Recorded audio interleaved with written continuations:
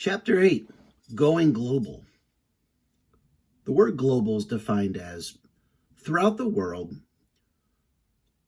or refers to expanding one's market beyond the immediate area of production. On Saturday morning, Jessie slept in, and even when she opened her eyes at 9:05, she still felt tired. How can I wake up tired? She wondered as she buried her face in her pillow and dozed off. 5 minutes later, she was awake for real, remembering why she was so tired. Yesterday's lemonade stand had been the hardest work of her life. Face painting, hair braiding, nail polishing. It had sounded like such a good idea. Jessie had been sure that every kid in the neighborhood would line up to buy a cup of lemonade. But that was the problem. Every kid had lined up for lemonade and then wanted face painting and hair braiding and fingernail polishing and toenail polishing. One boy had asked for face paintings on both cheeks, both arms, and his stomach. One girl begged for lots of little braids with ribbons woven in. And the nail polishing? They all wanted different colors and decals, and it was impossible to get them to sit still long enough for the polish to dry. "We're going to run out of lemonade," Megan had said to Jessie at noon, as the line stretched all the way to the street. "Pour half cups instead of full ones," whispered Jessie. "It has to last." Jessie and Megan had each made $24 on lemonade, but they'd worked 8 hours to do it. At the end of the day, they'd agreed. A good idea, but not worth it. After breakfast, Jessie pulled out her lockbox and sat on her bed. She kept the box hidden in her closet on a shelf under some sweaters. She kept the key in a plastic box in her desk drawer. The plastic box was disguised to look exactly like a pack of gum. You would never know it was hollow and had a secret sliding panel on its side. Jessie unlocked the box and opened the lid. First, she took out the 3 torn slips of paper. There was one for value added and one for goodwill. There was also a new one that Jessie had added last night. Profit margin. Sales less all operating costs divided by the number of sales. The result is a ratio. For example, if it costs you $300 to make 100 hats and you sell those hats for $500, the profit margin is 500 minus 300 over 100, which equals 2 over 1. Jessie lined up all 3 scraps of paper on the bed beside her. She wasn't sure why she was saving these words, but she felt like they belonged in her lockbox. Next, she took out her lemonade earnings. Every day, Megan had squealed over how much money they'd made.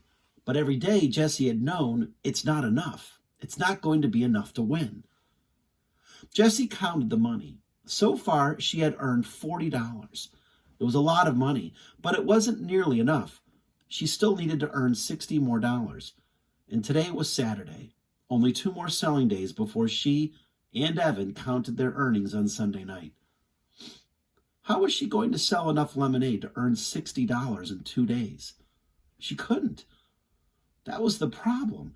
No kid could earn $100 in just 5 days by selling lemonade. The profit margin was too small. She knew because she'd used her calculator to figure it out last night. The numbers said it all. There was no way 2 girls in one neighborhood could sell 375 cups of lemonade. Nobody wanted that much lemonade, no matter how hot the day was. Jessie looked at the money in her lockbox and the page of calculations on her desk. Any other kid would have quit, but Jessie wasn't a quitter.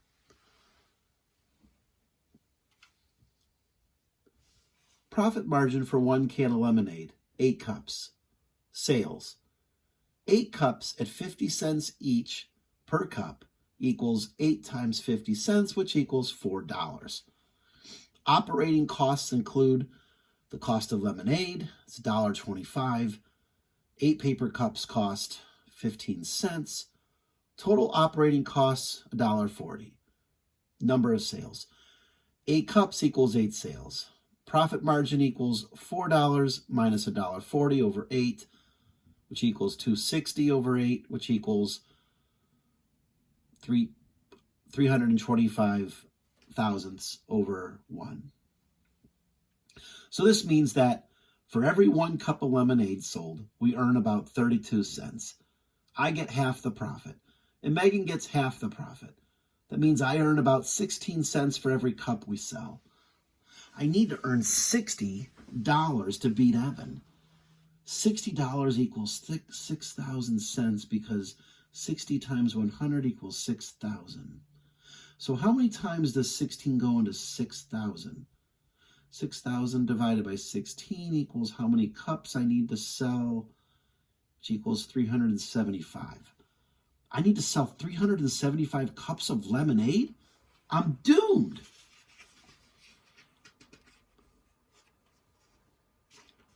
On good days, Jessie's mom called her persistent. On bad days, she told her she just didn't know when enough was enough. Jessie reached for 10 bright ideas to light up your sales. It was on her bedside table, right next to Charlotte's Web. Jessie's hand hovered. She looked longingly at Wilbur and Fern, watching Charlotte hanging by a thread. But this was war, and she couldn't stop to read for fun. She grabbed the booklet and opened it to bright idea number 6. An hour later, she had a new scrap of paper stashed in her lockbox and a whole new page of calculations on her desk. It might work. It could work. But she and Megan would have to risk everything they'd earned over the past 3 days. And Jessie would have to be braver than she had ever been in her whole life. Jessie carried her lockbox and calculations downstairs. She went into the kitchen and pulled down the school directory, scanning the names of all the third-grade girls from last year. She knew them all. From Evan, from recess, from the lunchroom. Knew who they were, knew their faces, which ones were nice, which ones were not so nice. But she didn't really know any of them. Not enough to call them up. Not enough to say, "Want to do something today?" Not enough to ask, "Would you like to have a lemonade stand with me?" These girls were going to be her classmates. Jessie felt her face grow hot and her upper lip start to sweat. What was it going to feel like to walk into that classroom on the first day of school with all those eyes looking at her? Would they stare? Would they tease? Would they ignore her, even if she said hi? Jessie looked at the names, then slammed the directory shut. She couldn't do it. She just wasn't brave enough. Evan walked into the kitchen and grabbed an apple from the fruit bowl. A cloud of fruit flies rose up in the air and settled again. Evan inspected the apple and then bit into it without washing it first. Jessie wanted to say something but held her tongue. She looked at him and thought, "It's never going to feel normal, not talking to Evan." "Hey," she said. Evan raised his apple to her, his mouth too stuffed to talk. "So, is Paul coming over today?" she asked. Evan shook his head, munching noisily. "Well, is anyone coming over?" Jessie was curious to see what the enemy was up to today. Yesterday, Evan's smile had told her plenty. He had sold a lot of lemonade. A lot. But what was he going to do today? Evan shrugged his shoulders. He swallowed so hard it looked like he was choking down an ocean liner. "But you are setting up a stand, right?" asked Jessie.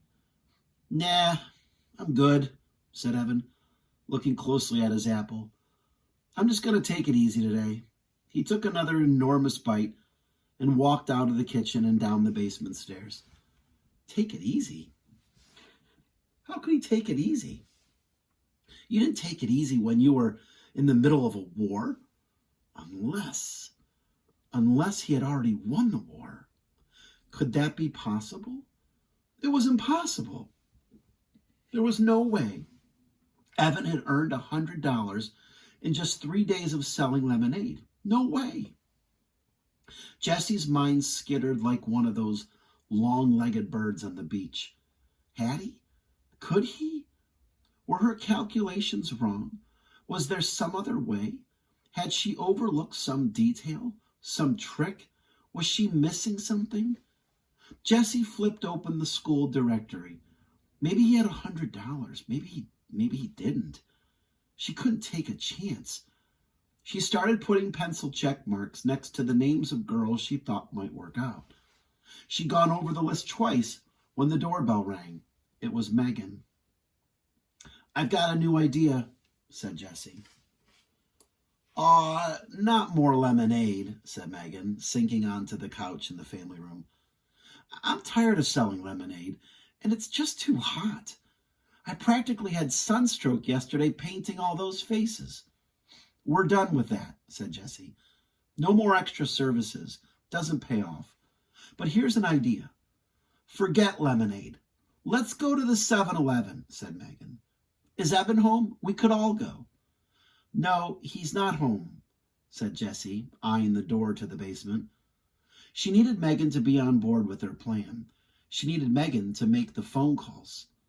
"Look, this is great, and we don't need to sell the lemonade." Jessie laid out all the details. She showed Megan the new scrap of paper. Franchise. The right to sell a company's products and use the company's name and logo in a certain area. Then she showed Megan her page of calculations. At first, Megan buried her head under a pillow, but then she poked her head out like a turtle and started to listen for real. "That sounds like a pretty good plan," she said. "But is it really going to work?" Jessie looked at her calculations. She'd done them twice. "It should," she said. "I really think it should." She frowned, suddenly not so sure of herself. "It's a big upfront investment and a lot of work organizing everybody. But once they're set up, we should just be able to sit back and watch the money roll in. The key is spreading everybody out so there'll be plenty of customers. We'll need at least 10 girls. 15 would be better." "That's like the whole 4th grade class," said Megan, looking doubtful. "How are we going to get them to do this?" "Well, you could phone them up. You could phone them all up," said Jessie. She handed Megan the school directory, open to the 3rd grade page. "Me?" said Megan. "Why me?" "Because they know you," said Jessie. "They know you too." "Yeah, but they like you."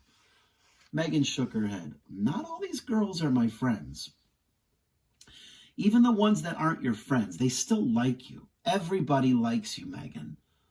Megan looked embarrassed. "Oh, everybody likes you too," she said. "No, they don't," said Jessie. "They really don't." There was an uncomfortable silence between the two girls.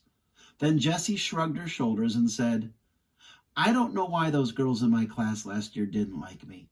I'm hoping this year will be better." Megan tapped her fingers on her knees. "You're nervous, huh? About 4th grade?" she asked. Jessie thought hard. "I'm worried that I won't make any new friends," she said. "You know, that all the kids will think I'm just some puny 2nd grader and that—" She took a deep breath. "I don't belong." Megan looked up at the ceiling for a minute. "Do you have an index card?" she asked. "Huh?" "I need an index card," said Megan. "Do you have one?" Jessie went to the kitchen desk and got an index card. She handed it to Megan. Megan started to write something on the card. "What are you doing?" asked Jessie. "I'm writing a comment card," said Megan. "That's something you're going to miss from 3rd grade. We did it every Friday. We each got assigned a person, and you had to write something positive about that person on an index card. Then it got read out loud." She folded up the card and handed it to Jessie. Jessie unfolded the card and read what Megan had written. "You're a really nice person, and you have good ideas all the time. You're fun to be with, and I'm glad you're my friend." Jessie stared at the index card. She kept reading the words over and over. "Thanks," she whispered. "You can keep it," said Megan. "That's what I did. I've got all my comment cards in a basket on my desk. And whenever I'm feeling sad or kind of down on myself, I read through them. They really help me feel better. Jessie folded the index card and put it in her lockbox. She was going to save it forever. It was like having a magic charm. So, how about I make half the phone calls and you make the other half, said Jessie. Okay, said Megan, jumping up from the couch. It was surprising how many almost fourth grade girls had absolutely nothing to do 3 days before school started. In less than an hour, Jessie and Megan had 13 lemonade franchises signed up for the day. The rest of the day was work, but it was fun. Jessie and Megan attached the old baby carrier to Megan's bike, then rode to the grocery store and spent every penny of their earnings on lemonade mix. 52 cans. They actually bought out the store. The 4 bags of cans filled the carrier like a boxy baby. They also bought 5 packages of paper cups. When they got back to Megan's house, Jessie tucked the receipt in her lockbox, right next to her comment card. Jessie liked receipts. They were precise and complete. A receipt always told the whole story, right down to the very last penny. Then, they tossed construction paper and art supplies into the carrier and started making the rounds. First stop, Sally Knight's house. She was ready for them with a table, chair, and empty pitcher all set up. Jessie mixed the lemonade. Megan quickly made a lemonade for sale, 75 cents a cup sign, and they left Sally to her business. The deal was that Sally got to keep 1/3 of the profits, and Jessie and Megan got to keep the rest. After they'd set up all 13 lemonade stands, each with enough mix to make 4 pitchers of lemonade, Jessie and Megan hung out at Megan's house, baking brownies and watching TV.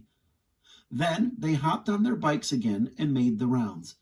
Jessie and Megan stopped in front of Sally's house first. The lemonade stand was nowhere to be seen. "What do you think is going on?" asked Megan. Jessie had a bad feeling in her stomach. Something must have gone wrong. They rang the doorbell. Sally came to the door. "Hurry," she said, grabbing their arms and pulling them inside. "My mom goes totally mental when the AC is on and the door is open." "Where's your stand?" asked Jessie nervously, feeling goosebumps ripple up her arms because of the suddenly cool air.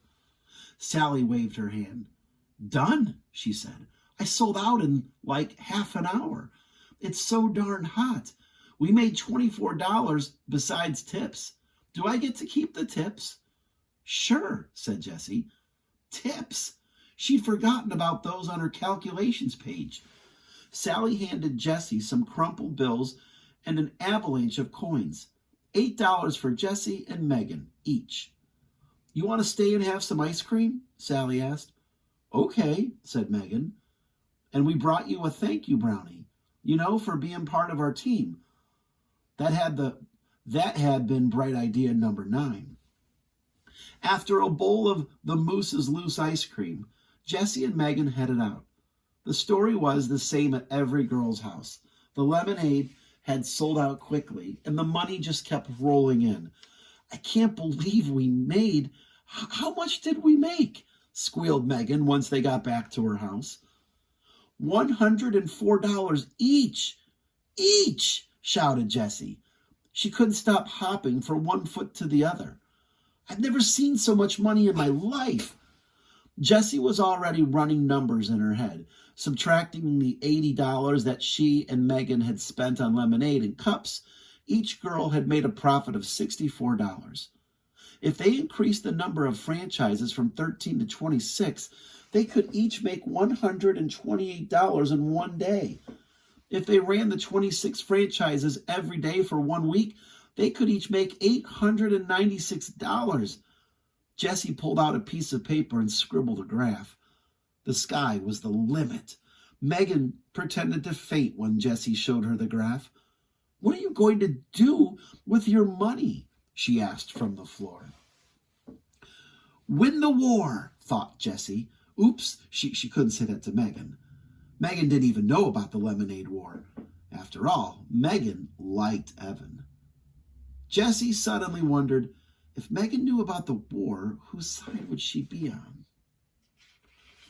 All at once, Jessie felt as if Evan were a hawk circling above, waiting to swoop down and snatch Megan away.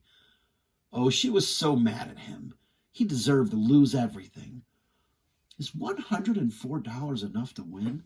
Wondered Jessie. Surely Evan couldn't have earned more than that. Still, better safe than sorry. She would work all day tomorrow, Sunday, selling lemonade. So, said Megan, what are you going to do with the money? She was kicking off her sneakers and fanning herself with a magazine. Jessie said, I'm going to donate all my money to the Animal Rescue League. Megan stopped waving the magazine. Oh, that is so nice of you. I want to donate my money too.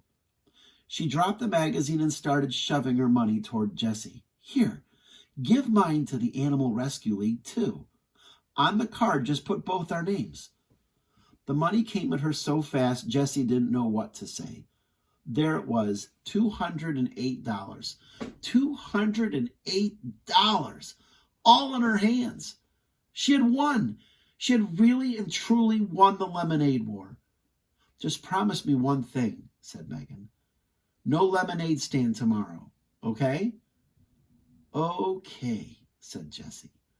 She didn't need a lemonade stand on Sunday if she had $208 today. My dad said tomorrow's the last day before the heat breaks, said Megan. So we're going to the beach for the whole day. You want to come? Sure, said Jessie. Maybe Evan wants to come too, said Megan. Jessie shook her head. No, Evan's busy all day tomorrow. He told me he's got plans. Megan shrugged. Too bad for him. Yep, said Jessie, thinking of all that money. Too bad for him.